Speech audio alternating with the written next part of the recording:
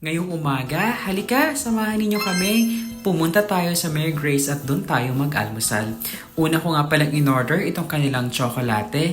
In all fairness mga besyo, sobrang sarap nito at saka napakalapot ng kanilang tsokolate. At umorder na rin kami ng kanilang Caesar salad, tinikman ko na rin. At in fairness, malutong at fresh ang kanilang gamit ditong gulay. Wow!